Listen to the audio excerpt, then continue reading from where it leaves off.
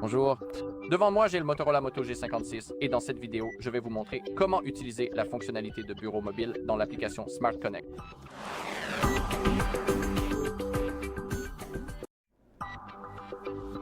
Très bien, commençons.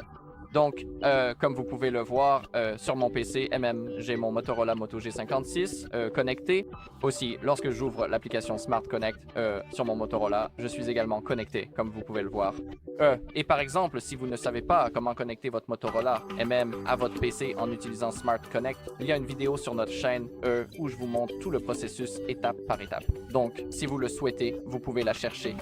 Donc maintenant, nous pouvons ouvrir la fonctionnalité de bureau mobile. Nous pouvons le faire depuis notre PC ou depuis notre téléphone. C'est entièrement à vous de choisir. Dans mon cas, je vais ouvrir cette fonctionnalité depuis mon PC. Il suffit donc d'ouvrir le bureau mobile, puis de sélectionner l'orientation de la fenêtre. Cela peut être en mode paysage ou portrait. Et en dessous, vous pouvez voir la résolution de la fenêtre. Donc en mode paysage, nous avons 920 sur 1080p. Et en ce qui concerne le mode portrait, nous avons 1080 sur 920. Si vous cliquez sur le bouton d'information, vous pouvez voir comment cela fonctionne. Une expérience de bureau complète accessible depuis votre PC, accéder aux applications, organiser vos fichiers et bien plus encore. Alors maintenant, cliquons sur Continuer. Maintenant, sélectionnons notre orientation. Je vais choisir le mode paysage. Ensuite, cliquez sur Démarrer le bureau mobile et maintenant, vous pouvez voir que sur notre PC, cette barre est apparue. Et ici, par exemple, nous avons le le Chrome, les fichiers, les photos, Gmail, Play Store et le tutoriel. Alors l'application nous souhaite la bienvenue. Le bureau mobile Smart Connect vous permet de connecter votre PC, votre téléphone à un PC pour une expérience de bureau immersive. Comment se déplacer? Utilisez les boutons de la barre des tâches en bas à gauche pour accéder aux applications, à la recherche, à l'écran d'accueil et aux applications récentes.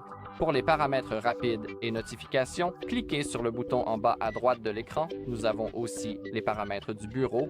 Cliquez sur l'icône des paramètres du bureau pour changer votre fond d'écran, le délai d'extinction de l'affichage et plus. Routage audio, son depuis votre téléphone, un appareil audio connecté ou votre écran. Gérez le canal audio dans la barre des tâches.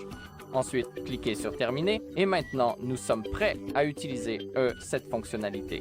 Donc, par exemple, lorsque j'ouvre Chrome, comme vous pouvez le voir, tout fonctionne. Mais d'abord, il doit charger. D'accord, nous sommes sur la page principale. Et ici, nous pouvons en gros taper et trouver tout ce que nous voulons. Donc, disons que je vais choisir le Find Hub.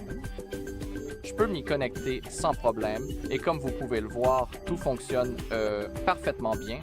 Et c'est une fonctionnalité vraiment MMH à mon avis, confortable et pratique. Et c'est amusant de MMH l'explorer. Donc maintenant, quand nous allons aller dans notre barre des tâches, nous avons le tiroir d'applications et ici nous avons la liste de nos applications.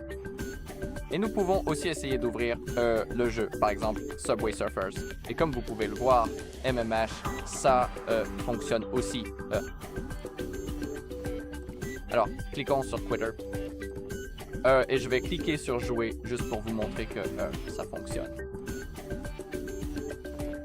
Et nous pouvons aussi ouvrir le plein écran. Et vous pouvez voir que nous pouvons aussi jouer à des jeux dans ce mode.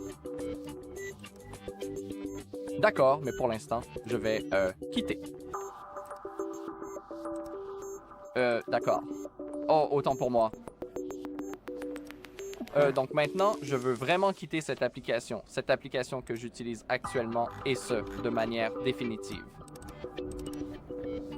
Et en fait, je ne sais pas comment faire. Oh, je pense que c'est bien ici maintenant. D'accord. Veuillez avoir l'amabilité de cliquer sur le bouton X pour fermer, s'il vous plaît. Ici, nous avons la fonction de recherche Ici, nous avons le bouton d'accueil. Ici, nous avons les applications récentes, mais actuellement, je n'en ai aucune. Ici, nous pouvons verrouiller notre appareil.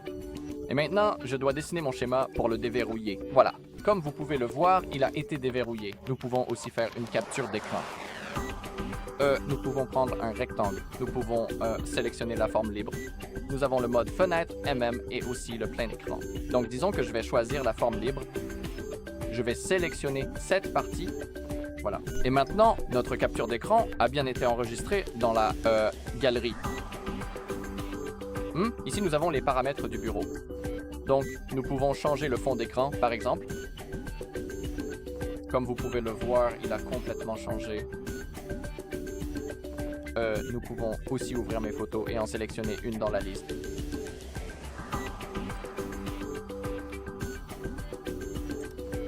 D'accord. Ensuite, nous avons la mise en veille de l'écran. Nous pouvons la modifier. Nous avons l'affichage et la taille de la police. Nous pouvons aussi la modifier. Nous avons la souris et l'entrée. Nous pouvons modifier la vitesse du pointeur, le pointeur de la souris, le bouton principal et la saisie de texte. Nous avons aussi le son. Nous pouvons activer la lecture multiple. Dans Fonctionnalités avancées, nous avons Préférences, Lancement, Applications, Nouvelles applications sur l'écran d'accueil. Pouvons bloquer Notifications. D'accord. Ici, nous avons notre Wi-Fi auquel nous sommes actuellement connectés.